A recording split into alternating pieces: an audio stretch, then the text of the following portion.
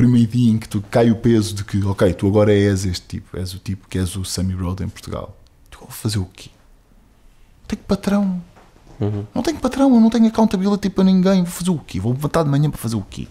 Eu, que tendo 2 horas, posso-me sentar em frente à televisão, ver a trilogia completa do Star Wars pela 56ª vez outra vez, se calhar comer um bolo e...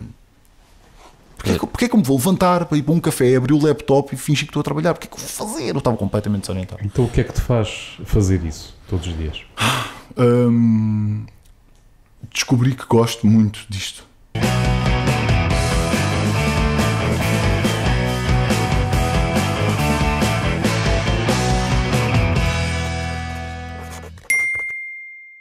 Bem-vindos a mais um episódio do Bitoque, o podcast de negócios à portuguesa. O meu nome é Tocha, comigo tenho José Serra. José, quem é o nosso convidado de hoje? Bom, hoje temos connosco o Francisco Bestia, que é Country Manager da Sammy Road. Acho que muitos conhecem. A Sammy Road é mais do que uma agência de influencers. Nasceu em Espanha em 2013 e mais tarde, em 2016, veio para Portugal, certo? Certo. Novembro de 2016. Apesar do seu core business estar no marketing de influência, a Sammy Road procura fazer o que a Sammy Road procura fazer mesmo, é encontrar o perfect match entre a marca e a influência. Quanto ao Francisco, podemos dizer que além deste estatuto de Country Manager, ele é também DJ Boa. e apaixonado por indie rock. Indie rock, sim. Sim. Bom, mas hoje vamos certamente ficar a saber muito mais sobre o Francisco. E se calhar vamos começar por um episódio talvez mais engraçado, que é, nós tivemos aqui o Paulo Silver, como sabes, ele falou-nos num episódio do Bar da TV. Nós podemos deixar presentes desses uns aos outros, é que o Paulo não volta, não é? E assim eu não me posso vingar. É verdade. Sim, mas o que tu disseres agora ele também já não pode dizer nada. Verdade. O que é que foi isso no Bar da TV? Conta-nos lá. Não, eu tive um percurso de vida sui generis, não é? E aos 21 anos, não é nada que me orgulho particularmente, mas de facto aos 21 anos, 21, já recentinhos, mas 21, tomei a fantástica decisão na minha vida de participar num reality show. Mas a maneira como lidei com isso não é muito diferente da maneira como lidaria com qualquer outra experiência que tome 3 meses da tua vida. Tem importância, como é óbvio, mas não toda a minha vida, no sentido, não era algo que me tenha... Mas porquê que tomaste essa decisão de fazer uma coisa desse género? Porque não foi uma decisão muito acertada. Não, tinha 21 anos e era uma pessoa um pouco diferente, bastante diferente. Vou fazer 40 daqui a 2 semanas. Portanto, vamos a falar de uma coisa que aconteceu quase há 20 anos. Era um miúdo da faculdade que na altura não sabia muito bem como definir a personalidade dele. Hoje em dia acho que temos uma visão um bocadinho mais precisa sobre as arquetipologias das pessoas e é mais fácil percebermos o que é que nós éramos. Eu era o que se chama um introvertido, extrovertido, uma pessoa que tem muita vontade de comunicar, mas ao mesmo tempo tem algum nível de falta de confiança e é introvertido em alguns aspectos, ainda o sou. Na altura não sabia muito bem por onde expelir isso, gostava muito de palco, mas tinha muito medo de falar com as pessoas olhos nos olhos e estar em relações mais interpessoais, gostava muito de ser divulgador, mas ser pouco conversador, e não sei porque tinha um fascínio muito grande pela ideia de estar num sítio a ser filmado, mas a ser eu próprio. Tinha um fascínio por isso, talvez na altura muito levado por 2 razões. Tinha a ver com o facto que eu tinha televisão, eu consumia muita televisão estrangeira em casa, porque o meu pai particularmente era um gadget freak e que me passou isso a mim, e tínhamos um satélite que tinha centenas de canais em casa, daquelas satélites dos anos 80, e então eu era viciado em ter idade, se calhar não deveria, num reality show, neste caso da MTV, que era o Real World. Eu vi as séries todas do Real World, achei o Big Brother, quando estreou Portugal, uma parvoíce, não achava piada nenhuma aquilo, e pensava eu que aquela ideia de um reality show da SIC, ia ser num bar, ia ter música, ia ser mais cool, era mais parecido com o Real World, então eu achava aquilo fascinante. Mal sabia eu que ia ser uma vergonha horrível, e das piores coisas que aconteceu à SIC, mas é assim, eu diverti-me imenso, era um miúdo de 21 anos, não passei lá nada que me envergonhe, participei pelo simplesmente num concurso que não ganhei, tipo, a única vergonha que tenho foi não ter ganho, De resto, nada. Passei por aquilo, como se fosse pelos pingos da chuva e não me molhei. Há uma história que eu costumo contar que é, normalmente as pessoas participam neste tipo de programas, não é? E acabam e vão fazer presenças e vão aproveitar a fama. Não quer dizer que eu não a tenha aproveitado um pouco, terei tido a minha dose de verão engraçado. Mas eu acabei o programa e lembro que 2 semanas depois estava a fazer uma oral sobre organizações não governamentais no meu curso de Relações Internacionais. Portanto, eu acabei, voltei às aulas e rapidinho, o meu pai estava-me a chatear a cabeça que estava a ver que eu ia chumbar esse ano por causa daquilo. Portanto, foi isto a minha vida. Não fiz capas de revista, não nada. Ficou-me um gostinho, eu ainda fiz algumas coisas nessa área, tentei apresentar à televisão, fui a uns castings, a umas coisas, porque de facto gostava de comunicar, gostava dessa área, mas nunca me toldou o caminho no sentido de quero ser famoso, não era bem isso. Gosto de comunicar, sinto-me bem perante muita gente, sinto-me bem em palco, gosto de pôr música, faço umas brincadeiras que levam algumas pessoas, como por exemplo o convite do Paulo para fazer parte da equipa fundadora, digamos assim, do Revenge of the 90s e mais alguns projetos, mas a verdade é que continuo a ser um introvertido, extrovertido, com a sua parte de introversão e a sua parte de extroversão, que tenta equilibrar da melhor maneira, e na altura tinha 21 anos, e a maneira que eu achei que era interessante era participar num reality show, sem ter bem consciência do que é. Foi esse gosto pela comunicação que depois te levou para Relações Internacionais? Foi isso? Não, já lá estava. Tipo, aquilo aconteceu-me tardiamente no curso, portanto os cursos na altura, isto foi antes de Bolonha, eram 4 anos mais 1, ou 4 anos neste caso, pelo menos, e aquilo aconteceu-me no final do 3º ano de faculdade. Portanto, já estava bem dentro da minha opção de Relações Internacionais e que aliás, que é um curso do qual eu, na prática, faço pouco sobre ele na minha vida diária, mas que eu gostei imenso de tirar e que, nem que seja por questões de abrangência académica e abrangência temática, eu aconselho a muitas pessoas como sendo um excelente curso, porque eu acho... Porquê?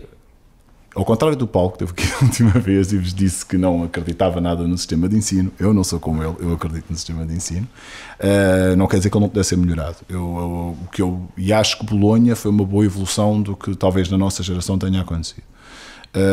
Neste sentido, eu acho que o que falta à academia portuguesa, ou ao sistema de ensino português no que refere a ensino superior, é que deveria haver mais fases de abrangência. Portanto, eu acho que eu não tenho filhos, se tivesse, ou se tiver que aconselhar um dia as minhas sobrinhas sobre isso, o que eu vou dizer é, acho que cursos clássicos são melhores no sentido em que te dão uma maior abrangência de conhecimento que te permite depois especializar. E portanto, abrir portas e não fechar portas. Exatamente. Eu acho que os cursos, especialmente nas idades em que nós chegamos aos cursos superiores, deveriam ser mais abrangentes, no sentido de que acho que não deveriam ser tão especializados. E acho que muitas dos caminhos que têm-se vindo a notar têm levado para a especialização, e o que eu noto, pelo menos na prática, do que tenho que falar todos os dias e do tipo de pessoas que emprego e que entrevisto, é que...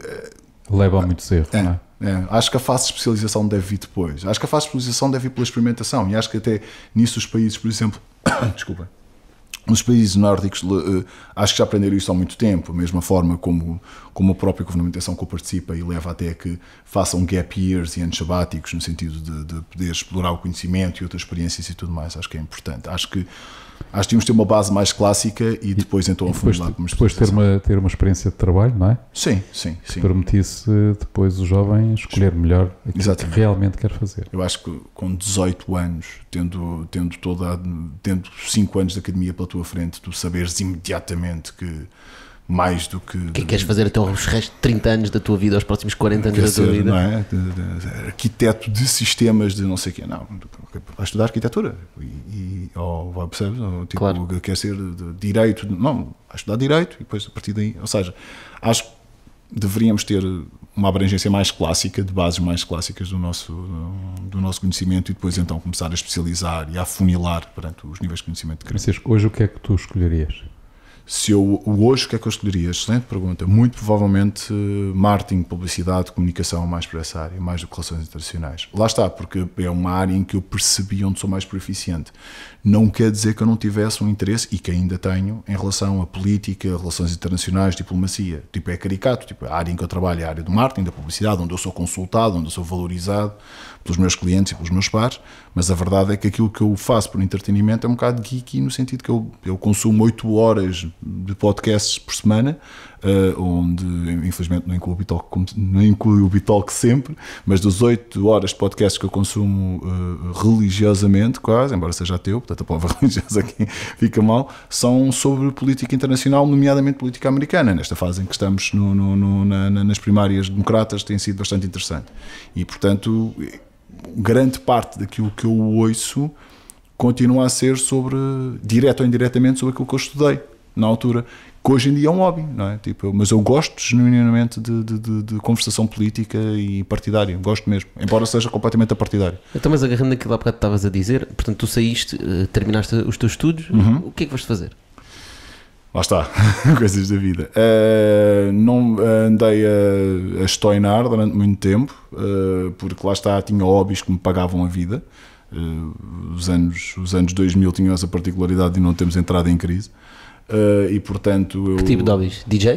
DJ, punha música, fazia alguns pescates em promoções e coisas do género, depois estava agenciado, passava modelos, essas parvoíces, nada que fosse de carreira, mas pagava a vida e que me permitia sair à noite, estar com os meus amigos, e portanto não sentia necessidade de ir procurar outra coisa.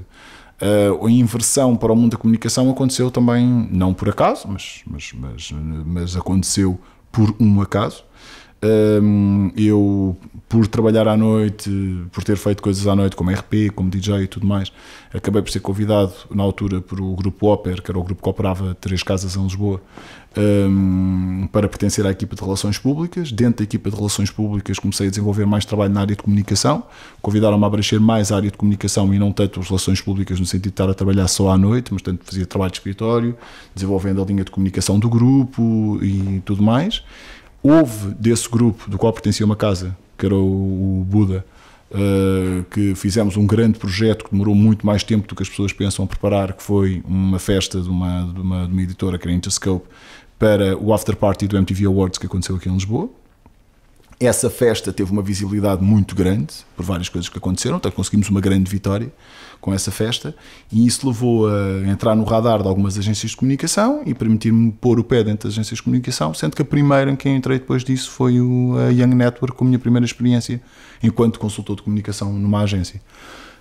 Desculpem, então, uma garganta. A partir daí, o passo seguinte foi até aconselho de uma pessoa que me influenciou bastante nesse percurso da minha vida.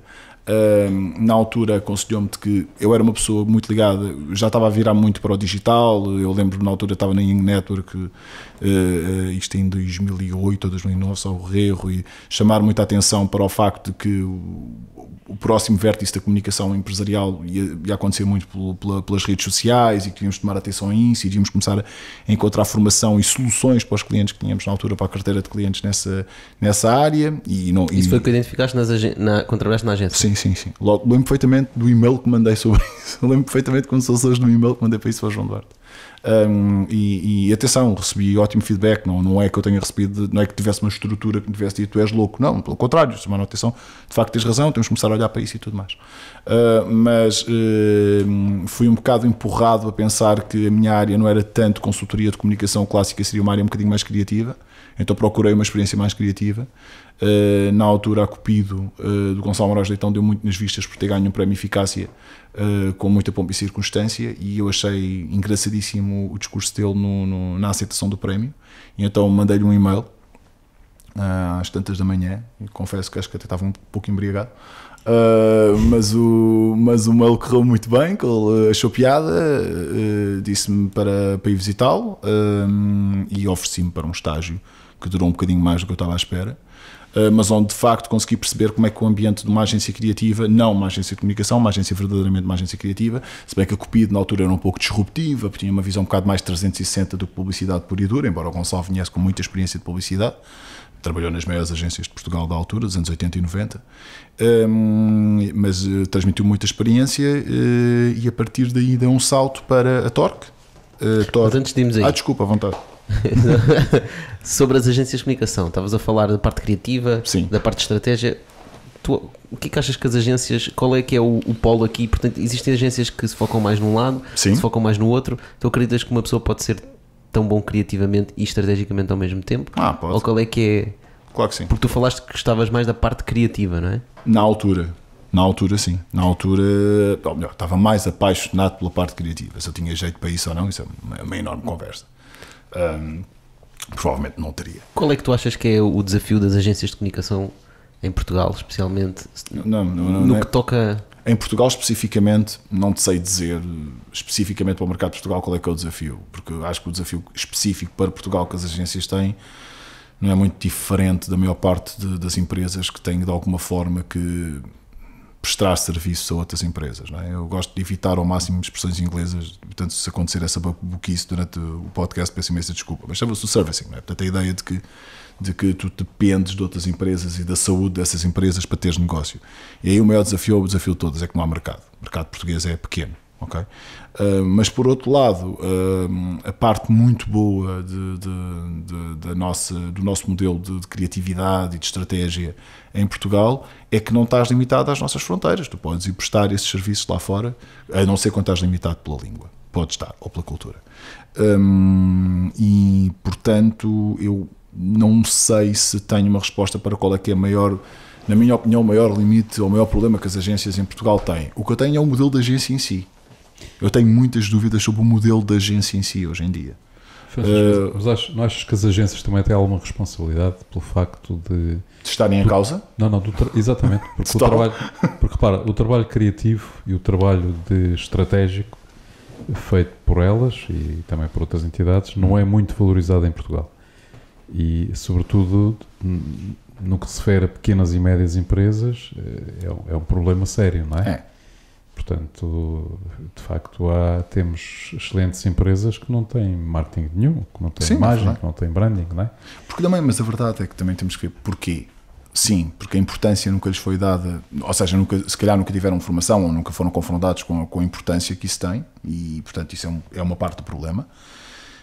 Dentro do P&L reserva-se a pouca importância essa parte, não é? E porque o P&L da maior parte das empresas, principalmente as pequenas e médias empresas em Portugal, já tem um P&L bastante apertado e com uma ginástica difícil, e vocês que prestam esse apoio a muitas empresas que estão a começar devem lidar com essa ginástica todos os dias. Não é fácil começar uma pequena empresa em Portugal, não é? Tipo, eu que saiba, mas não é fácil porque Portugal, nós vivemos esta época fantástica em que todos nós estamos aqui a celebrar o empreendedorismo em podcasts como este e as conferências em que participamos e tudo mais, mas há o reverso da medalha de ser muito sinceros de que Portugal continua, por muita vontade que tenha, por muito boa vontade que estamos a transmitir às pessoas, Portugal continua a ser um país pequeno, com um mercado pequeno, que vem de uma crise, com pouco dinheiro, com ordenados pequenos, com casas cada vez mais caras, não é? E com empresários que querem pagar melhor aos seus empregados, mas são confrontados com um peso quase fraturante dos impostos que sabemos que têm que ser pagos. Ou seja, é difícil ser empreendedor em Portugal, é difícil ser empresário.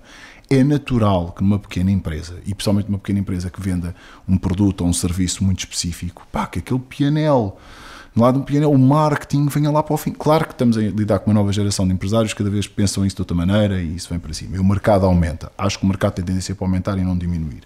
O que eu digo em relação às agências não tem tanto que ver com isso, porque o tamanho do mercado é uma coisa que afeta todas as empresas em Portugal, não especificamente as agências.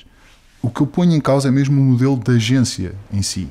Seja a agência de comunicação, seja a agência de publicidade, seja a agência de criatividade, o modelo da agência, o modelo de negócio das agências está profundamente posto em causa. Eu não estou a dizer que eu tenho a resposta e que eu acho que o meu modelo está certo ou que acho que outros modelos estão certo. O que eu acho é que de facto esse modelo se está a transformar. Se não se estivesse a transformar, não tínhamos as consultoras a quererem entrar no mercado das agências de comunicação e das agências de criatividade. Se não tivesse a acontecer, se isso não fosse verdade, isso não estava a acontecer. Não tinhas as Accentures, as McKinsey a meterem-se no mercado das agências de criatividade e, by the way, quando todas as agências de criatividade vinham dizer isso vai dar buraco, isso não vai acontecer nada, vai ser horrível, mais ou menos.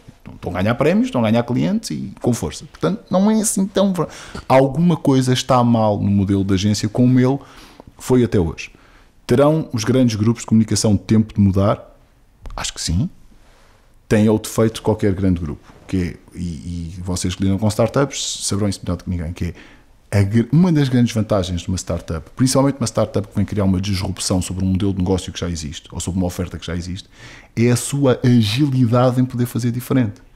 Porque são menos, são mais pequenos, são mais ágeis. Nós podemos mais rapidamente conseguir modificar o nosso formato para conseguir atingir. Sim, não dependem de algum modelo que já esteja estabelecido que lhes traz o grande income ou as grandes vendas desse. Um grande grupo que esteja espalhado por 25 territórios, empregue 600 e tal pessoas, ou metes mais um zero à frente disto, tem obviamente maiores dificuldades. Tem flexibilidade zero. Zero, exatamente. Muito menos em pequenos locais como Portugal, não é? Porque onde não tem flexibilidade nenhuma. A verticalidade que tem que criar para conseguir criar uma solução específica para aquele território que representa tão pouco no grupo inteiro, torna-se complicado. Curiosamente, Francisco, o sentimento de necessidade de mudança acontece precisamente nos territórios mais difíceis. Exatamente. Portanto, agora, então entramos nessa contradição. Tens as agências em locais ou em países como Portugal que começam a sentir que têm que mudar algo e têm que mudar o seu modelo de negócio, etc. Mas como dependem hierarquicamente de agências internacionais, não o conseguem fazer. Uma das soluções que têm encontrado é transformarem células próprias em pequenas startups. Tem sido uma coisa que tem acontecido, um movimento muito interessante em alguns grandes grupos de comunicação e agências de publicidade, que é eles próprios, enquanto grupo, criarem pequenas startups nos pequenos países para conseguirem ter essa agilidade. Fazem parte do grupo, mas são quase uma operação à parte que consegue criar essa agilidade. E é um modelo interessante. Isto não acontece só em agências de comunicação e publicidade, tem acontecido até em grandes grupos de fast consumer goods e coisas do género. O modelo de startup em relação à sua agilidade perante a disrupção desculpem, e as mudanças no modelo de negócio em que estão a operar tem sido uma das soluções que se tem tentado mimicar nos grandes grupos, criando pequenos grupos à parte que tentem ter essa mesma agilidade. Se funciona ou não, é um bocado... É como eu passo muito tempo a jogar videojogos e não me orgulho, mas é verdade. E portanto muitas vezes saem expressões de videojogos e eu considero que isso é jogar o jogo das startups, mas com vidas infinitas, não é? Tipo, é como se estivesse a fazer batota. Estás a utilizar o Konami Code para fazer, para brincar às startups, que é assim também eu, não é? Francisco, mas repara, aí ainda no que diz respeito às agências, elas também estão pressionadas por outra coisa, que é precisamente as startups, as novas... As Sammy Roads da vida? Exatamente, as que aparecem com novas ideias, com automatização de processos. É verdade. Com ferramentas que permitem, no fundo, a democratização do marketing, não é? Portanto, e que permitem que, se calhar, clientes que necessitavam de recorrer a um trabalho especializado numa agência, hoje o possam fazer sem a agência. Grande parte deles, sim. Principalmente porque, reparemos, os próprios modos de produção, modelos de produção e modelos de difusão mudaram completamente, não é? Nós estamos perante não é? Nós, quando estamos a gravar este podcast, temos 1, 2, 3, 4, 5 câmaras, 4 câmaras contadas com o telemóvel dele, 5 a apontar para nós, 2 luzes. Quanto é que custaria este setup há 10 anos atrás? Claro. Há 10 anos, não é muito, é? Há 10 anos atrás, provavelmente para conseguirmos o resultado que vamos extrair daqui hoje, não é? Precisávamos de um estúdio inteiro de televisão, provavelmente com uma regi, mesmo que fosse modicamente pequena. Isto há 10 anos, mas vamos encurtar o tempo. Há 5. Há 5 anos, tudo o que nós temos aqui, há 5 anos não é nada. Há 5 anos, o setup que nós temos aqui custava, para conseguir menos do resultado, custava pelo menos 6 ou 10 vezes mais. E nem estamos a falar da parte de distribuição assim. Não, nem estou a falar sobre isso. Estou só a falar de conseguir o conteúdo. Agora vamos falar do acesso à distribuição. Essa é a grande transformação. Há 10 anos atrás, conseguir distribuir este conteúdo seria impossível sem uma parceria com uma rádio, sei lá, oferecemos isto a uma TSF ou uma distribuição de rádios locais que pudesse passar o programa, seria uma solução. Era possível? Era. Até havia necessidade de conteúdos para rádios locais, para se garantir há uns anos. Podíamos tentar fazer uma partnership para meter isto num canal de cabo qualquer, provavelmente, também precisavam de conteúdo, se tivéssemos um patrocinador atrás, mas a dificuldade de conseguir isso era uma coisa que era acessível apenas a alguns, não era a qualquer um. Hoje em dia, a única dificuldade é fazer, e mesmo essa dificuldade do fazer tornou-se muito, muito, muito menor. Portanto, existe mais acesso a poder ter ferramentas de produção para conseguir criar conteúdo. Existem muito mais formas de distribuir esse mesmo conteúdo que não está dependente de quem o controla por si mesmo e, portanto, está mais democratizado. Isto transforma o modelo das agências de comunicação e das próprias soluções de comunicação e marketing, cujo grande objetivo é exatamente fazer com que a mensagem da oferta, determinados ou produtos ou disrupções que existam de diferenciação de preço, ou seja, do que for, possam ser comunicadas a um determinado target. A partir do momento em que isso se democratizou de tal forma e de alguma forma também se automatizou, põe em causa muita coisa de como é que se consegue, qual é que é o formato em que as agências devem existir. Uma coisa que eu acho interessante, porque tenho visto algumas agências a fazer essa transformação, e acho que são aquelas que estão a fazer a transformação correta, têm sido as agências que eu vejo a fazerem a transformação de elas próprias deixarem-se de valorizar tanto em relação àquilo que produzem e mais em relação ao o que nós chamamos de brainware. Portanto, a ideia de que é o nosso conhecimento que aqui tem um valor. O nosso aconselhamento, a nossa consultoria, o nosso know-how aplicável a uma solução de comunicação. A experiência que já tiveram. Claro, porque houve várias fases de modelos de agências de comunicação, publicidade e tudo mais, mas houve uma fase, que hoje em dia está completamente ultrapassada, mas houve uma fase em que as agências de comunicação e agências de publicidade basicamente faziam-se valer pelo produto final. Cobravam premiums altíssimos pela produção, tipo, os filmes de publicidade custavam caríssimo, ninguém sabia muito bem porquê, porque não havia ninguém para analisar se era mesmo necessário uma Betacam ou uma Red, ou se aquilo era preciso aqueles tripés todos, ou se o custo de produção de levar aquelas câmaras para ir gravar o anúncio na Argentina era mesmo necessário, ou se podíamos ir à praia do Samuco. Portanto, aquilo passava e os anúncios eram todos caríssimos e tinhas orçamentos de produção gigantescos e os anúncios eram quase produções de Hollywood e havia quase um orgulho do diretor de marketing ter investido aquilo tudo no seu anúncio de cervejas. Agora, isso mudou. A cultura lean do desenvolvimento que começou nas startups teve um drop-up para todo lado, não é? Tipo, isso mudou completamente. Um orçamento de marketing mais apertado, hoje espera-se que consiga mais coisas.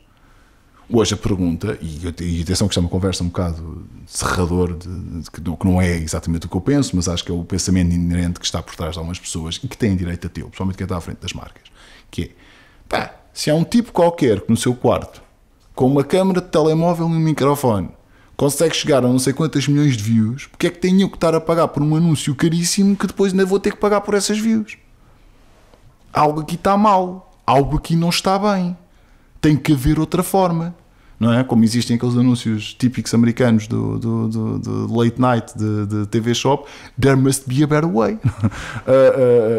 E a verdade é isso, é que there must be a better way. Tem que haver, porque não faz sentido mais. O MKHB tem que é um dos poucos youtubers que tipicamente youtuber que eu realmente gosto e sigo. Ele tem por sua vez um podcast, acho que hoje em dia ouço mais o podcast dele, ele que tem poucos episódios do que vejo provavelmente os vídeos de YouTube dele. Mas o MKHB faz um podcast em que discute o background de outras coisas que ele não pode comunicar dentro do YouTube. E há pouco tempo eles estavam a falar sobre o Super Bowl. E passaram mais tempo a falar sobre os anúncios. Não eram os anúncios. E a questão era essa, era que eles este ano não se lembravam de anúncio nenhum. Não acharam os anúncios nada de jeito.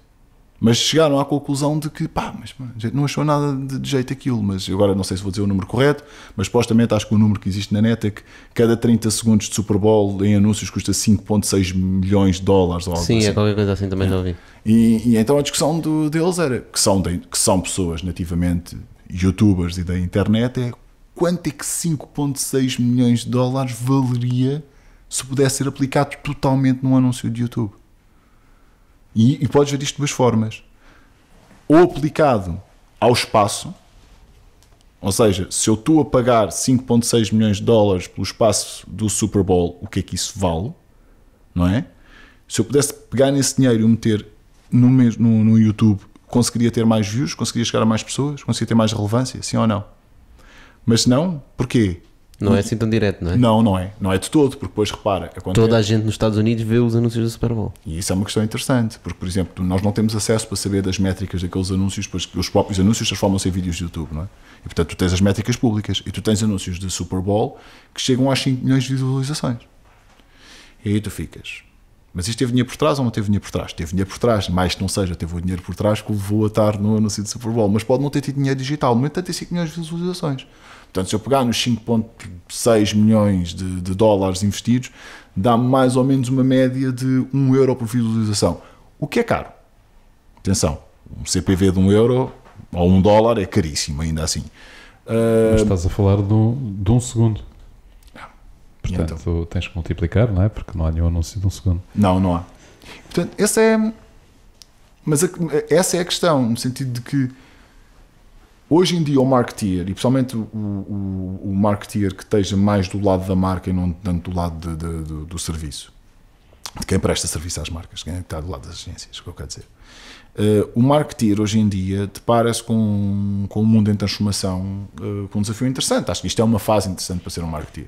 Porque... Francisco, mas tu tiveste essa experiência, não é? Tive. Portanto, tu depois das agências foste precisamente um marketeer. Fui raptado. Foste raptado por um cliente. Fui raptado por um cliente, fui raptado para o Grupo L'Oréal, onde tinha responsabilidades sobre o começo de uma estratégia de marketing digital para a área de grande consumo. Depois a minha posição tornou-se um bocadinho mais abrangente com isso na fase final, mas a grande missão era essa. E aí foi interessante estar desse lado, porque foi aí que eu comecei a ver algumas dos inícios das dores. A perceber as necessidades das marcas, não é? Sim. Porque e também foi essa experiência foi riquíssima, a experiência no Grupo L'Oréal. Fez-me ver várias coisas. Eu gostei muito do tempo que lá passei. Tipo, existe até algumas pessoas que passaram por algumas fases no Grupo L'Oréal ou qualquer marca de grande consumo. Isto não é específico em relação ao Grupo L'Oréal, mas vêm com algumas dores de crescimento. Muitos não gostam, principalmente pessoas que saem para outras coisas. Mas muitos também vão logo depois da faculdade, não é? Sim, acho que não é? Não tiveram experiência profissional e vão gerir marcas, não é? As pessoas que eu via sofrerem mais por essa experiência são exatamente aquelas que, fresquinhos da faculdade, se veem perante um PNL de milhões e uma marca à frente. A tua situação era diferente. Completamente diferente. Tu já vinhas de uma agência, já tinhas um percurso de agência. Já tinha um percurso de agência, já tinha uma determinada idade, já tinha um determinado nível de mundo, bom ou mau, mas tinha. O que é que isso te deu? Deu-me essa perspectiva, deu uma perspectiva de chegar com um certo mundo e, portanto, não partilhar logo das dores de crescimento de quem é muito mais novo do que eu, mas, por outro lado, com um peso muito grande do facto de que o problema que me estava a ser posto era desta forma. Este é o problema, nós sabemos que estamos atrasados na solução e nós não só temos que criar uma solução que funcione em metade do tempo que temos para o fazer, temos que ultrapassar o problema e ser melhores e ser best practice.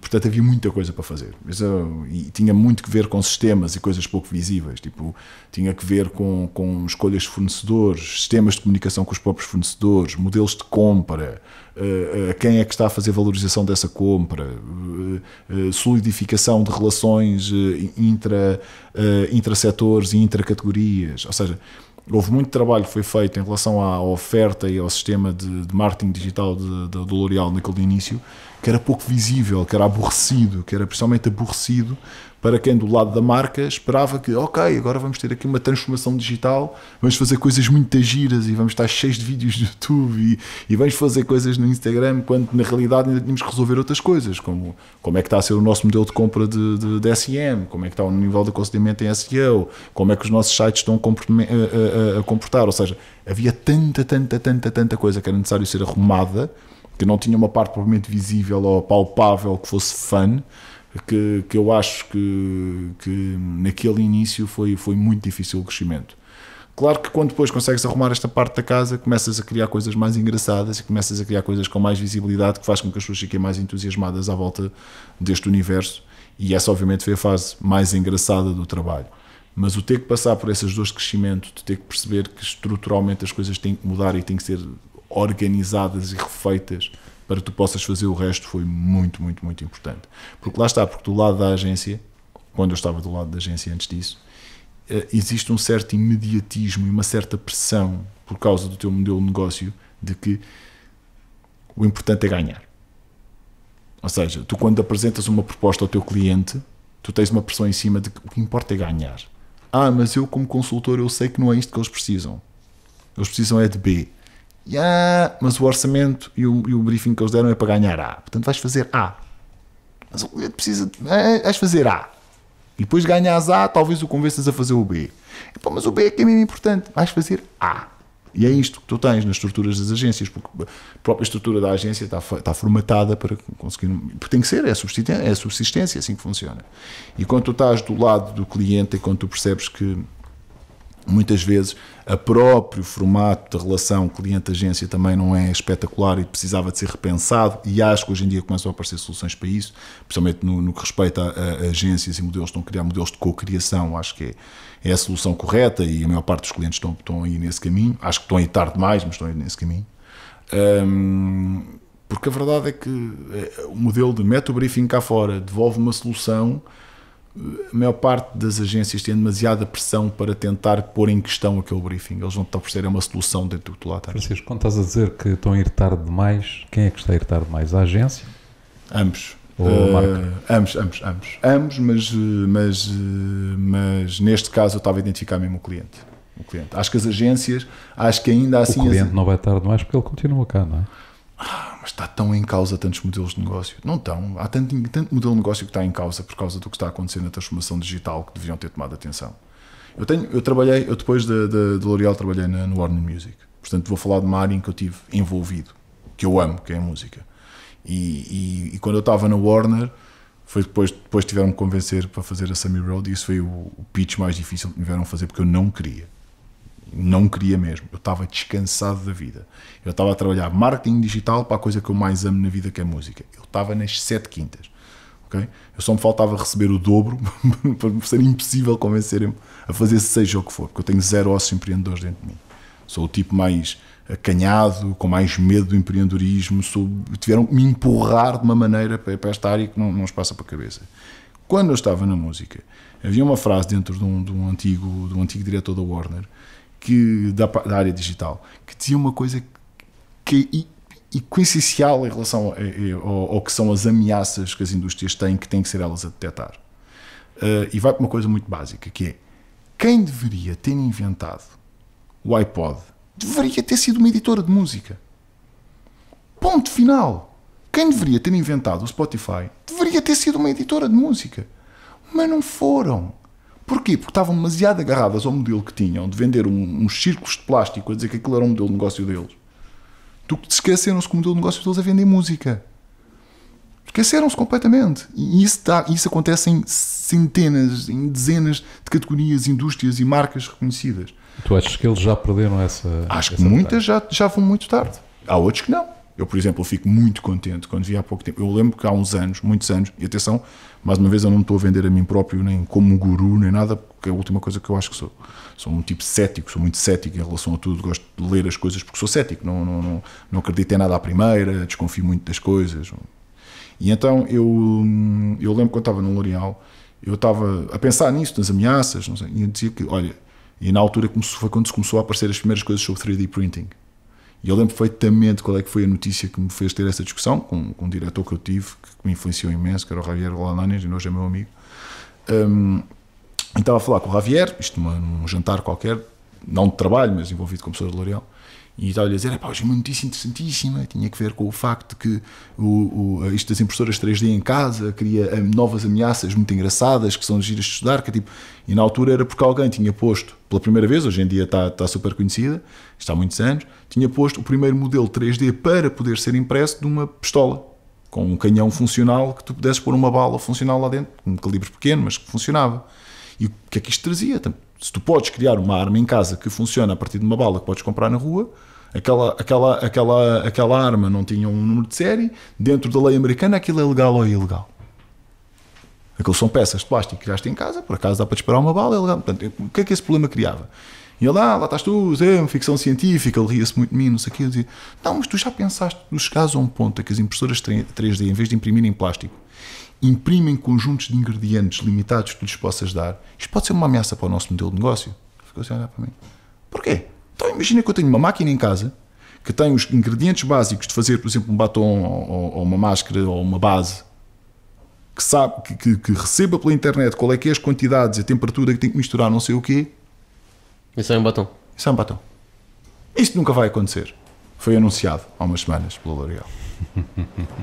Isto que eu acabei de dizer foi anunciado há umas semanas pela L'Oréal. Exatamente uma maquininha em casa que tu tens de comprar os ingredientes básicos, são glicerinas e não sei o quê, colorantes naturais, e que é exatamente isso, e que já está ligado mesmo à questão dos influenciadores, que é tipo, tu podes ver uma youtuber que está a utilizar um determinado shading num vídeo, tu sacas a receita, metes naquilo, passas lá com o lapisinho em cima, Já tens. E para isto vai acontecer para muita coisa, não é? Tipo, para culinária, para roupa. Isto vai pôr a ideia de que lá está, vamos entrar na ficção científica. Da mesma maneira que chegou um ponto em que tu não precisas do CD para ouvir música, porque podes fazer o download da música, isto há uns 10 anos era meio ficção científica, ou era tipo, eu lembro-me de estar nos torrents e precisavas de 2 dias para sacar uma música a 128 capas, no Napster. A 128 capas e vinha meio cortada no fim. Eu lembro perfeitamente que era tão ridículo que tipo, havia malta que fazia rips dos CDs que estavam riscados. Não era? Lembras-te? Então tipo, o CD riscado é o que andava a circular por toda a gente. Toda a gente já pensava que aquele erro da música fazia parte da música em si. Porque ninguém comprou o original, estava tudo a ouvir o riscado. E portanto, olha, Francisco, mas agarrando nessas coisas todas e nessa experiência toda que tu tiveste, estavas há bocado a dizer que foste empurrado para a Sammy Road. Fui. Porquê que foste empurrado para a Sammy Road? Com muita dificuldade. Bom, então como eu estava a dizer, eu estava no L'Oréal e... Ou melhor, porque é que tu deixaste de empurrar? Exatamente. O que é que deixaste de convencer, eventualmente, não é? Ok, posso falar sobre isso. Teve 3 passos. Primeiro que tudo é preciso perceber que eu sou uma pessoa, e assumidamente eu digo isto, e digo isto inclusive à minha equipa, que é os maiores motivadores da minha vida, mais que a ambição, é a preguiça. Eu trabalho sempre com a luz ao fundo do túnel de um dia não fazer nenhum. Eu sou o tipo mais preguiçoso à face da terra, mas sou mesmo.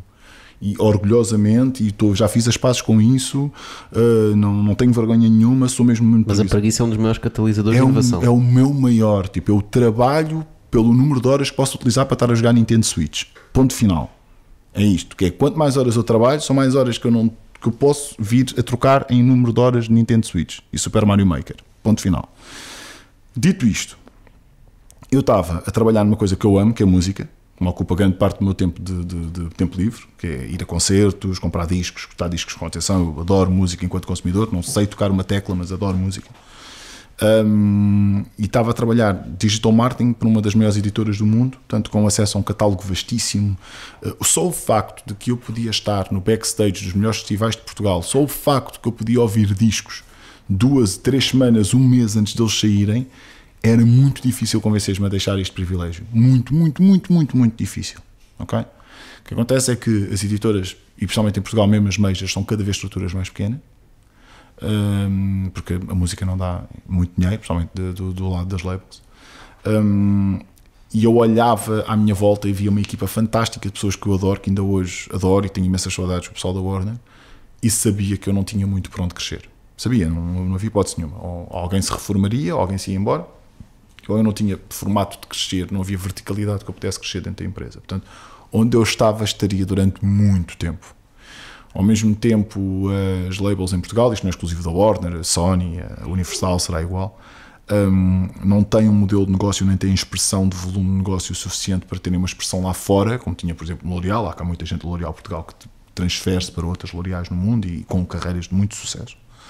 Mas na Warner seria muito difícil fazer esse caminho. Portanto, havia ali alguns entraves que me faziam pensar na vida. Mas não ao ponto de dizer eu tenho que procurar outra coisa. Isso não. Porque, meu Deus, eu estava bem, eu fazia bem o meu trabalho, eu gostava do que fazia e, além disso, tinha acesso a tudo o que eu amava. Eu estava ótimo. Só o facto que eu trabalhava numa empresa que eu tinha direito a escolher um disco por mês do catálogo inteiro da Warner que eu podia ter em vinil, era muito difícil convencer-me a sair dali. Eu tinha tudo o que eu gostava. O que é que foi preciso para me convencer a sair dali? 2 coisas. A pessoa que me contactou. Eu fui contactado por uma pessoa que era o Mathieu. O Mathieu foi uma das pessoas responsáveis pela minha contratação dentro da L'Oréal e que tinha começado também uma startup nova, onde vocês podem convidar aqui, chamada Harpoon, que tem um modelo de negócio muito interessante, que é uma espécie de Tinder para fazer matching entre talento disruptivo do mundo empresarial e empresas. Uma espécie de headhunter para coisas não muito convencionais, utilizando tecnologia para o fazer e metendo o próprio Hunty e Hunter a falar um com o outro, um modelo muito conversacional, muito interessante. E ele tinha sido desafiado pela Sammy Road em Espanha, que por sua vez a Sammy Road em Espanha era fundada principalmente também por ex-L'Oréais, para procurar uma pessoa. E o Matt contactou com um discurso mais ou menos deste género. Francisco, eu não vou fazer o sotaque dele, senão vai ver isto e vai ficar zangado comigo, ele tem um sotaque. Francisco, estamos à procura de uma pessoa, para uma empresa, para a Sammy Road, lembras-te da Sammy Road? Eu lembro perfeitamente, porque conhecia, porque era uma história de sucesso, de ex-L'Oréais, claro que eu conhecia. Sim, claro, eles vão abrir em Portugal. Eu, vão, olha, boa oportunidade, acho que o modelo deles é interessante para abrir cá, acho que vai correr bem, não sei. Pá, eu estou à procura de uma pessoa, pá, tens de ver se me encontras este perfil que eu tenho de ver. Então, e como é que é a pessoa? É pá, fixe, mate, fixe, eu precisava assim de alguém, pá, olha, tivesse estado numa agência de mídia para aí 3 anos e depois tivesse estado à frente do digital de uma empresa de grande consumo durante mais 2, 3 anos e que agora tivesse assim numa situação que pudesse mudar, eu... Estás à procura de mim. Eu não queria dizer isso. O Mato é muito diplomático nisso. Então, sim, ele queria que eu me tentasse aplicar essa posição. E eu fiz o discurso que tinha feito há bocado. Tipo, Mato, eu estou feliz da vida. Eu estou nas 7 quintas. Eu não vejo maneira nenhuma de sair daqui. E tu estás-me a pedir para ir montar uma empresa. Eu sou o tipo menos empreendedor à face da terra. O meu pai é empresário. Ele próprio é filho de empresário. Eu sou filho de empresário com tudo de bom e mau que isso teve, que era tipo, um ano estavas muito bem, tinhas 3 Game Boys no Natal, no ano a seguir estavas a vender os Game Boys, no ano a seguir estavas muito bem porque não sei o que cresceu e meteste o dinheiro e tantas férias eram no melhor hotel do Algarve, no ano a seguir estavas a tentar contar tostões para ir à praia da Foz do Arelho, no ano a seguir. Pá, e eu tinha uma aversão à ideia de estar dependente do meu sucesso para haver dinheiro ao fim do mês, que era uma coisa que ainda hoje me causa alergia. Tipo, eu estava eu gosto do meu contadinho ali ao fim do mês. Eu gosto de organizações grandes, L'Oreais e Warners, que é tipo com uma cadeia de acionistas demasiado grande para o meu ordenado falhar, estás a saber? Tipo, no máximo metem-me na rua. Eu adorava esse nível de segurança. Francisco, e tem que ser. O que é que acontece? A minha irmã é uma pessoa que tem, devido ao seu excelente trabalho, está num altíssimo cargo ligado a recursos humanos de uma das melhores empresas do mundo, que eu não vou dizer qual é, por respeito, mas é fácil de saber. E portanto é uma pessoa cuja opinião eu ligo muito, especialmente o que tem em tudo na vida, mas é a minha irmã mais velha, eu ligo também muito em relação a decisões profissionais sobre a minha carreira, porque tem muita experiência sobre isso. E eu contei-lhe isto ao jantar, estavam as filhas dela. Olha, mana, passa-se isto, estão-me a oferecer isto, não sei, tenho muito medo. E ela disse uma coisa que mudou tudo para mim, que é, vê se eu percebo, eles estão-te a oferecer um emprego que é, eles vão-te pagar um ordenado, e tu sabes que esse ordenado está lá, pelo menos durante um ano. Sim. E o que eles estão a pedir é para tu montares uma empresa que eles é que pagam. E eu, sim. E ela perguntou-me, isso não é jogar SimCity com batota? É. E tu não gostas de jogar SimCity com batota? Eu não sei jogar de outra maneira. Tipo, odeio aquele jogo sem ser com batota. Então vai, isso é um MBA à borla. Esta ideia do isso é um MBA à borla ficou-me.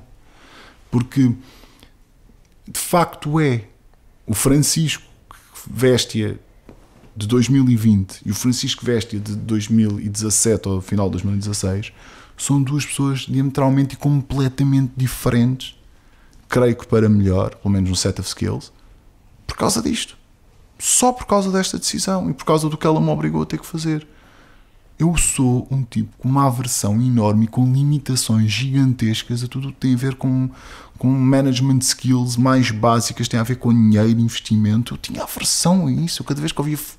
Eu nem ao meu portal das finanças ia. A minha namorada guia por mim. Ainda hoje vou com desconfiança. Eu tenho sempre medo deles. Medo do Estado, que é uma coisa terrível. Sou mesmo muito liberal nisso. Mas, portanto, eu tinha...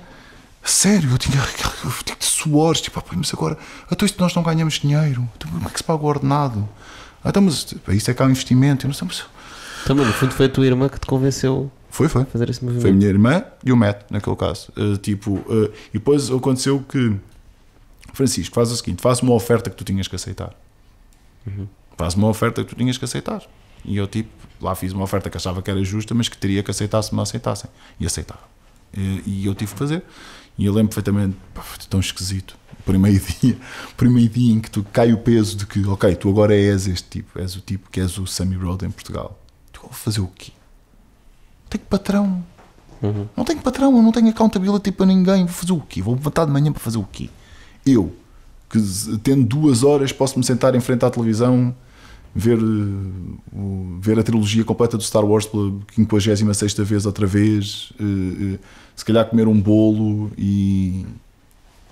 Porquê Porque é que eu me vou levantar para ir para um café, abrir o laptop e fingir que estou a trabalhar? Porque é que eu vou fazer? Eu estava completamente desorientado. Então o que é que te faz fazer isso todos os dias? Descobri que gosto muito disto. Tipo, Disto o quê, Francisco? disto. Afinal, descobri que eu estava completamente enganado e adoro isto. Adoro o facto de que se a minha intervenção não está presente perante a organização do talento a que tenho acesso e a criar sistemas em que as pessoas possam de facto utilizar para tentar crescer elas próprias, não estou bem e não estou feliz. Tipo, eu não sabia. Eu não tiro férias de jeito desde que estou na Semi Road e não tenho saudades. Obviamente a minha mulher terá e vou compensá-la por isso. Mas eu não tenho. E deixaste-te jogar? Não. Okay. Nem pensar. Mas permite-me. Então não perdeste a sanidade? Não, de todo. Aliás, tipo, nós abrimos um escritório novo agora. Ainda hoje de manhã tivemos a visita de um parceiro e a equipa que eu tenho adora gozar comigo para falar do canto do Francisco, que é de estilo, quando vão ter reuniões e o canto do Francisco, como podem ver, está aqui a bonecada toda do Star Wars, está ali o skate, está ali 2 Nintendo, isto é o canto do Francisco, gozam comigo, é o canto do patrão, que está cheio de bonecos. Francisco, então, mas para quem não sabe, o que é que faz exatamente a Semi Road? Ok, então a Semi Road faz o seguinte, e vamos contar, eu assim aproveito para contar um bocado da história. A Semi Road começou em 2013 em Espanha, porque 2 pessoas ex-L'Oréais e uma pessoa de Deloitte, muito jovens, fartinhas do seu trabalho, perceberam, devido a alguns movimentos que estavam a acontecer dentro das suas próprias empresas e de empresas, pessoas a que eles tinham acesso, colegas de faculdade e tudo mais, de que sentiam de que as pessoas, as empresas queixavam que havia uma pouca noção, havia uma noção de que o conteúdo vai dominar as tendências no digital, mas não há maneira nenhuma de que as empresas possam ter qualquer tipo de visibilidade do que é que essas tendências são na realidade, que as tendências acontecem tão rápido que são tipo fogo-fatos, não é? Tipo, aparecem, não havia uma tendência para de regularização da mesma e tudo mais. E um bocado com base nisso, eles tentaram criar uma rede social, criar uma rede social chamada semiroad.com em 2013, que era uma rede social cujo objeto social, agora não quero entrar numa conversa muito técnica, é o bookmarking, portanto, sei lá, para vos dar um exemplo técnico... Era um Tumblr entre um Tumblr e o Pinterest. Exatamente. Ou seja, são redes sociais que estão muito dependentes de que existe um objeto digital e tu possas fazer um pin àquele objeto digital, ou um bookmark, ou um nome técnico, e ele ser espelhado num outro sítio qualquer. No Pinterest eles chamam os boards, no nosso caso tinha outro nome qualquer, mas a targetização daquela rede era principalmente entre pessoas digitais que tivessem profissionalmente uma relação criativa com universos visuais. Videógrafos, fotógrafos, designers, pintores, cenógrafos, qualquer pessoas que pudessem de alguma forma criar um portfólio visual, quer de influências, quer do seu próprio trabalho, que pudessem popular aquilo. E assim, nós, os não contribuintes, aqueles que só vão ver, conseguias ter uma streamline de estas tendências a acontecerem, conseguias reparar como as cores mudavam, como há uns meses estavam a falar mais destes assuntos e agora se falam mais destes, e de repente começaram a aparecer mais... E qual era o modelo de negócio disso? Não tinha. Lindo. Zero. Não tinha. Era de típica startup tech de vamos criar massa crítica. E depois logo we figure it out. A coisa sobre a qual eu era profundamente contra e cético e eu detesto esse tipo de modelos de negócio e fico doido quando eu sei esse tipo de coisa. Mas quando tu entraste na Semi já mas não... ainda não estava aí, não é? Se tinha sido o tipo que andava lá louco, a gente tem que fazer dinheiro amanhã, não ordenados. Mas não, de facto não havia modelo de negócio. Passou a haver. Houve uma altura em que eles pensavam que o modelo de negócio seria o marketplace. Não é ilógico. Portanto, a ideia, se nós temos aqui uma capacidade criativa muito grande de pessoas criativas, se calhar podemos transformar isto... Vamos vendê-los ou o seu trabalho, ou as coisitas que fazem, os músicos podiam vender streams, a rapariga do design pode fazer umas t-shirts, e vamos criar aqui um marketplace. Claro que para fazer um modelo de marketplace tens uma massa crítica gigante, tens de ter uma plataforma logística caríssima e aquilo não funcionou. Mas a ideia estava lá. Portanto, e depois foi as colaborações. Foi quando começaram a ser abordados por marcas, algumas delas até bastante óbvias, marcas que dependem muito do tecido criativo e de pessoas das áreas criativas. Há, por exemplo, uma conhecida marca de vodkas cuja total comunicação está dependente disso, portanto podem imaginar qual é, e que utilizou muito a Semi Road para fazer festas, vernissagens, apresentações, porque sabiam que conseguiam tocar naquele tecido criativo muito, muito animado que conseguia criar, que era importante para lá está a influência que queriam ter em determinadas comunidades. Quando se começou a falar de marketing de influência, a Sammy Road percebe-se que, calma lá, nós temos aqui uma plataforma que tem centenas de milhares, se não milhões de conteúdos identificados, criados por pessoas que são criadores digitais. E nós temos identificados. Para além disso, é quando acontece a primeira transformação de se começar a falar de cookie policy, tratamento de dados do site e não sei o quê. E, portanto, as pessoas a bordo com o seu CTO que são fundadoras e que são pessoas especialmente de marketing, foram olhar para essa data mining que nós tínhamos na nossa própria plataforma com olhos de marketeers e começaram a olhar que tínhamos modelos comportamentais em relação ao conteúdo muito interessantes. Modelos comportamentais, um bocado básicos, mas interessantes. Se homens tinham mais tendência para interagir com conteúdos que fossem vídeo ou que fossem fotografia. E agora deep dive a isto. E homens de que demografia? Mais de 35 anos, espanhóis. Com que interesses? Não te esqueças que a plataforma tinha interesses, portanto nós conseguimos definir que um homem que tivesse mais interesse em moda e automóveis, conseguimos detectar que ele tinha mais propensão para fazer interação com conteúdos cujos protagonistas fossem mulheres do que se os protagonistas fossem homens. Ou se tivesse lá um carro, ou se tivesse lá um animal, ou se fosse um vídeo, ou se esse vídeo fosse filmado em first person perspective. E com esta informação toda, começou-se a criar modelos comportamentais que levaram à criação de um algoritmo que te permite, hoje em dia, conseguir fazer scraping em relação às redes sociais abertas com perfis que tenham esses mesmos conteúdos abertos. De um influenciador, por exemplo? De um influenciador, por exemplo. Olhar, fazer um scraping àquele conteúdo e começar a tirar conclusões demográficas que te permitem fazer planeamento. Ou seja, nós estamos para o fenómeno dos criadores de conteúdo e dos influenciadores. Deixa eu ver se eu percebi. Através do comportamento. Sim.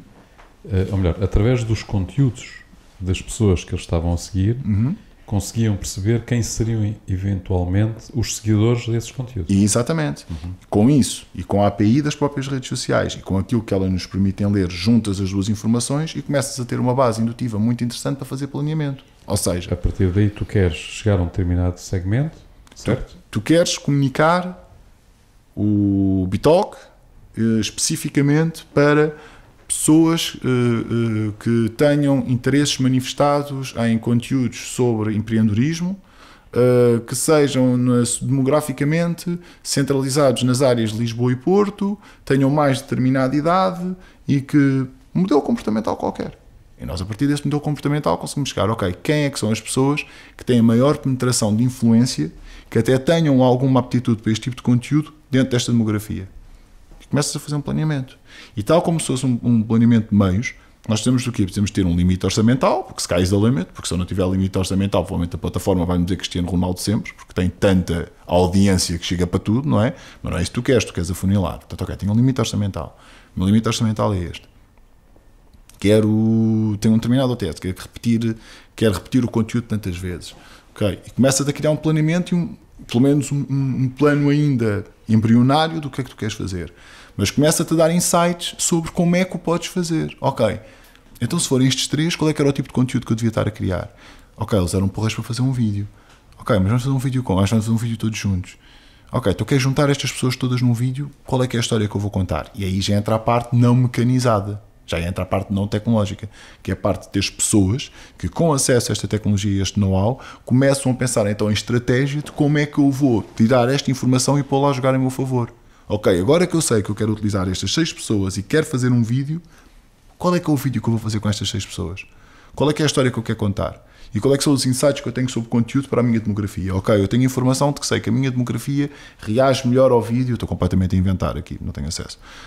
Reage melhor ao vídeo se o vídeo tiver menos de 30 segundos. Ok, então já sei outra coisa, tenho que fazer um vídeo, o vídeo tem que ter menos de 30 segundos, tenho que utilizar estas 6 pessoas. Começas a limitar, mas ao mesmo tempo estás limitado, começa a ser muito mais preciso o que tu podes criar com isso. E vais criar soluções às as marcas.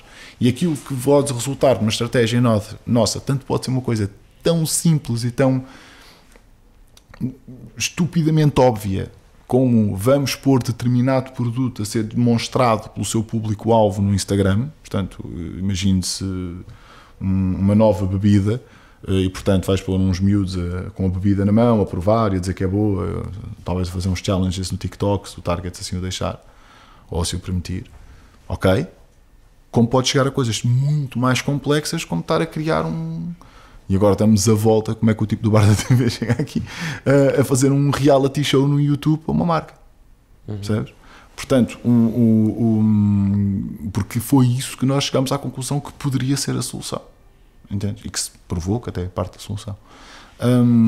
A ideia é, o que nós fazemos é isto. Nós temos que ser brifados em relação a um problema ou um desafio de comunicação que uma marca tenha, preferencialmente com a identificação muito clara de qual é que é a demografia que estamos a tentar falar e que estamos a tentar identificar, e com que objetivo.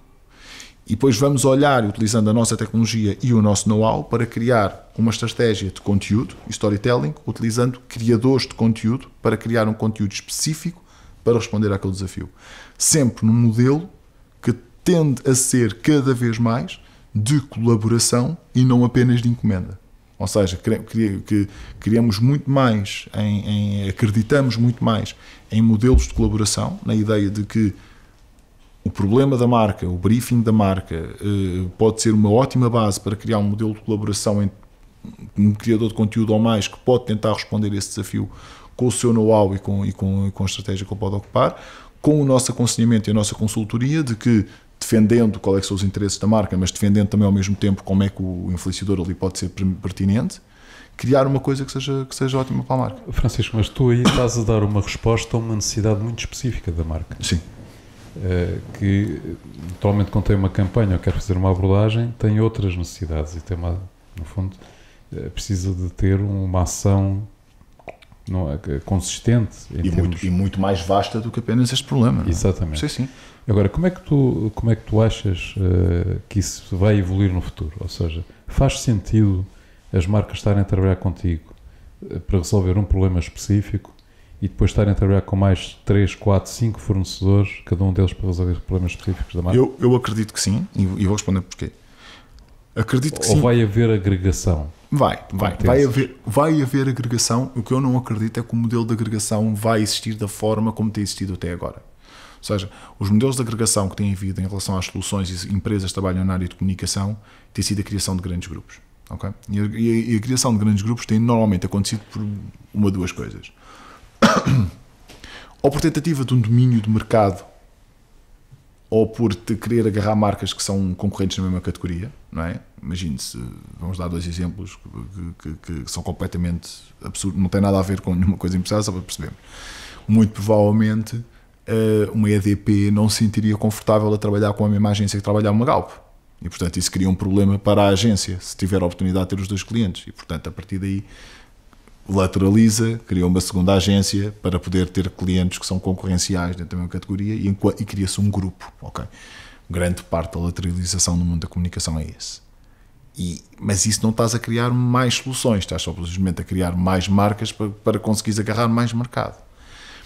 O que está a acontecer hoje em dia é que grandes grupos de comunicação estão de facto a criar várias soluções internas para vários problemas diversos do cliente, holisticamente tentados como um só. Tens a tua marca de estratégia, tens a tua marca de investigação de comportamentos de consumo, tens a tua marca de estudos de mercado, tens a tua produtora, tens a tua marca de agência digital, eu não sei o quê. Mas nesse caso, Francisco, o que faria sentido é essas startups como a tua e outras, sobretudo fornecerem tecnologia para essas agências, não é? Certo, e isso não está completamente fora da mesa. E não sei se é exatamente essa que será a exit strategy da Sammy Road, se é que tem uma, porque eu não sei se tem uma. A Sammy Road se calhar pode evoluir para outra coisa, pode evoluir para o seu próprio grupo e para a sua própria holding, mas eu acredito que muitas das soluções que existem no mercado, que nos são concorrenciais, e algumas muito boas, quer a nível tecnológico, quer a nível de soluções de estratégia, muito provavelmente a exit strategy deles é essa mesmo, é crescerem a um ponto para se tornarem interessantes o suficiente, mas também não crescerem tanto que os próprios potenciais compradores já não estejam interessados, para serem comprados por grandes grupos de comunicação para poderem ter essa oferta internamente, sem sombra de dúvida.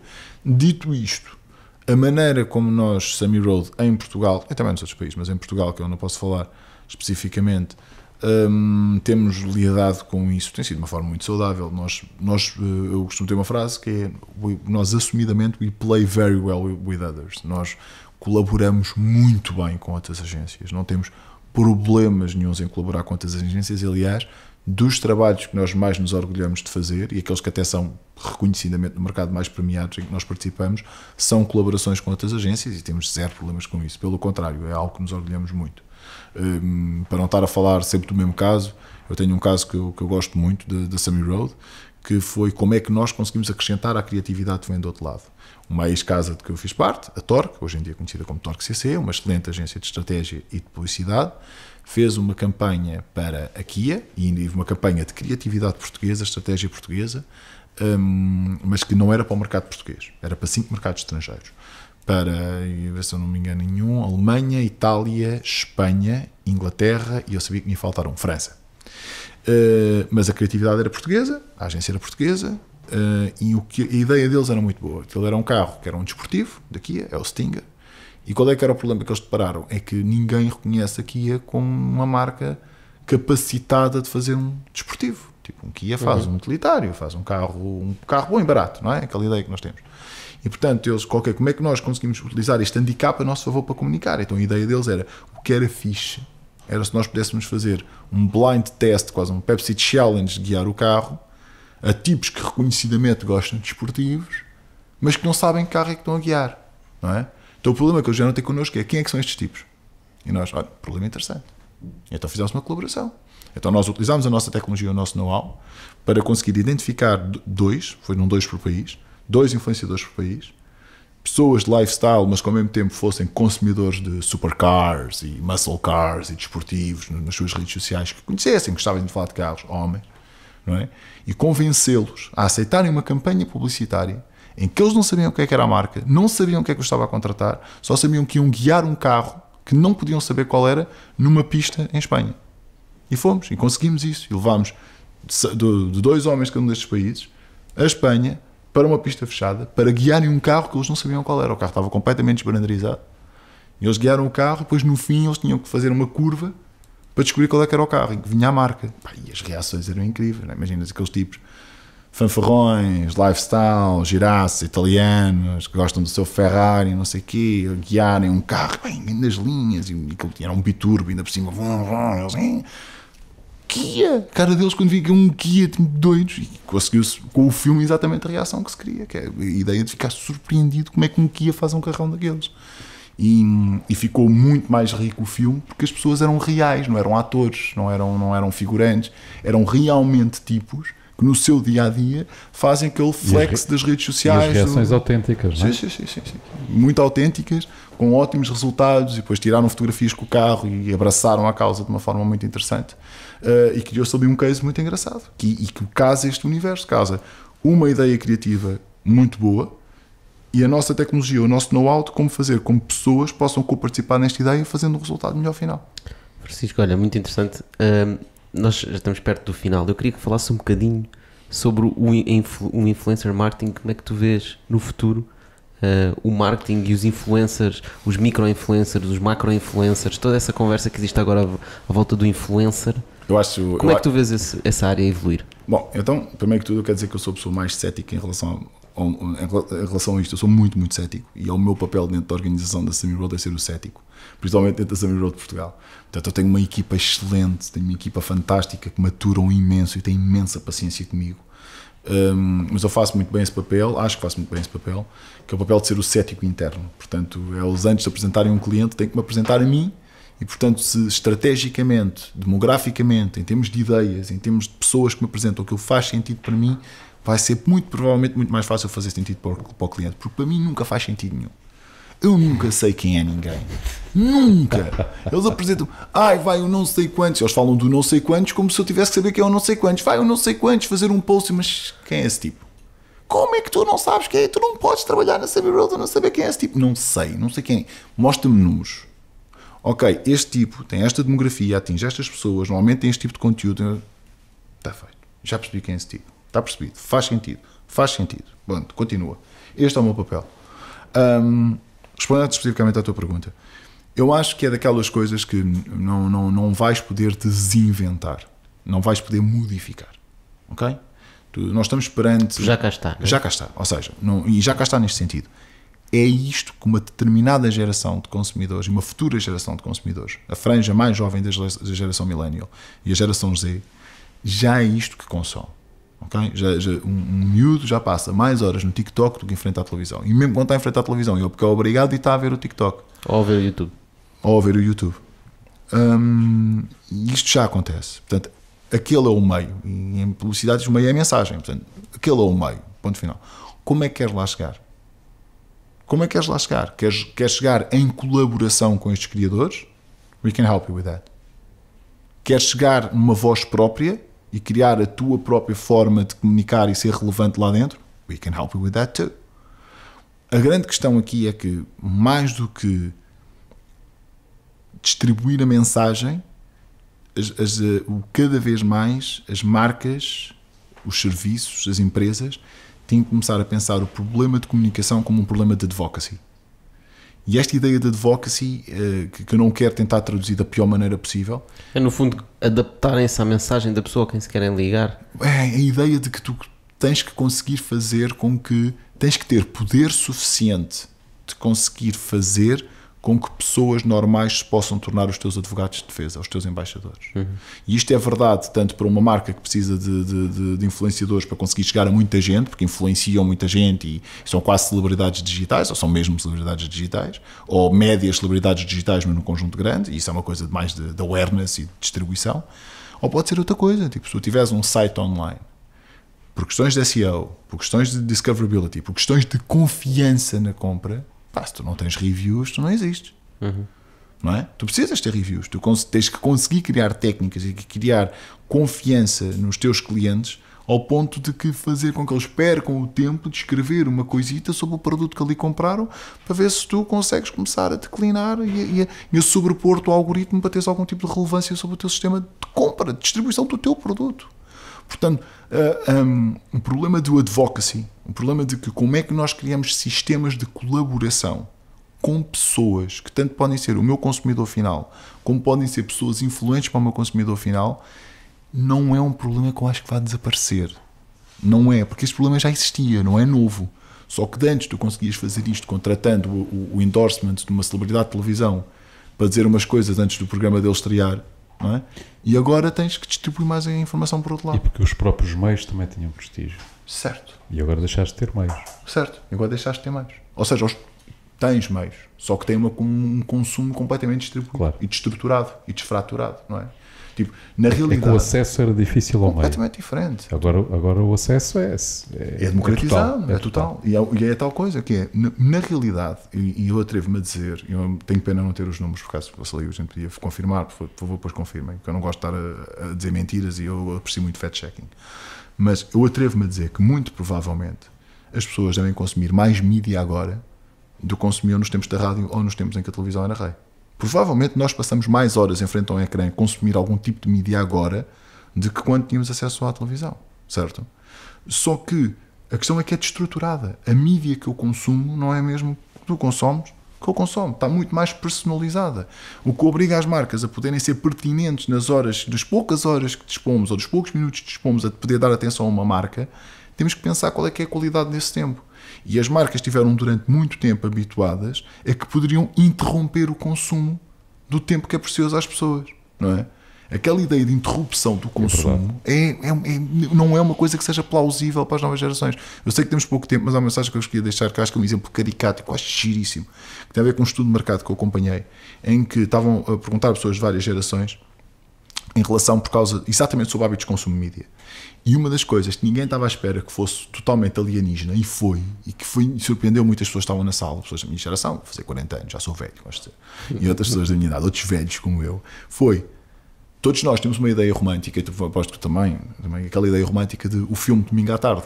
O filme de domingo à tarde, estar em casa, de pijama, olha, já não sabias o que é que ia dar na televisão e de repente é o Indiana Jones. Indiana Jones! E tu sabes que vais levar com 4 intervalos de meia hora cada um para ver o Indiana Jones, mas vês, estou-me a dar um Indiana Jones no domingo à tarde, tipo, de que levar com 4 intervalos, na boa, certo? Chegas a um miúdo de 12 anos, hoje, com esta proposição, domingo à tarde, vou-te dar o teu filme favorito.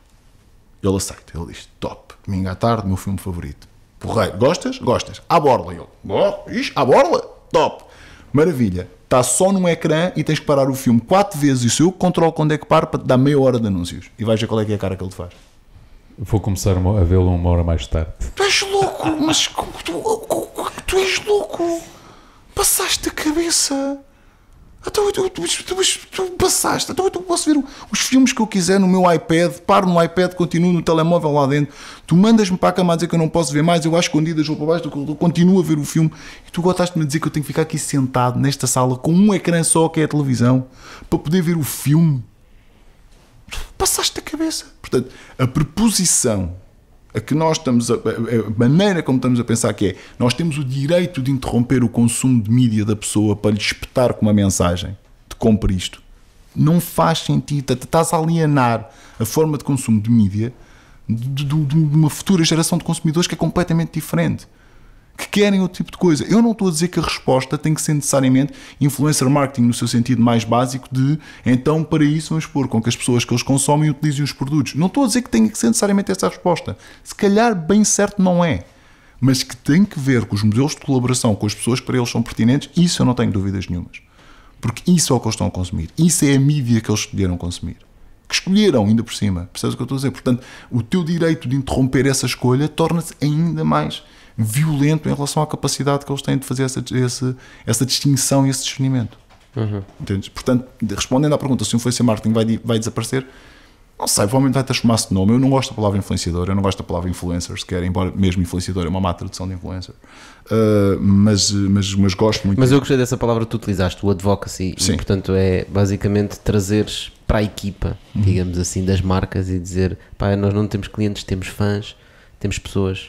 Que no fundo o que a Xiaomi faz, por exemplo, a Xiaomi diz, nós não temos clientes, temos fãs. Sim, eles fizeram um excelente trabalho nesse aspecto e que mexe com muita coisa, não mexe só com marketing puro e duro no sentido de mensagem publicitária, mexe com CRM, mexe com atenção ao cliente, mexe com pós-venda, Com estratégia de produto, várias coisas, sim. Isso. É um alinhamento completo da estratégia da marca e da empresa, da forma como vai vender. E não só, para terminar nessa mensagem, porque isto é um podcast de empreendimento, é por aí que eu vejo o futuro da Sammy Road, no que é que ela se transforma.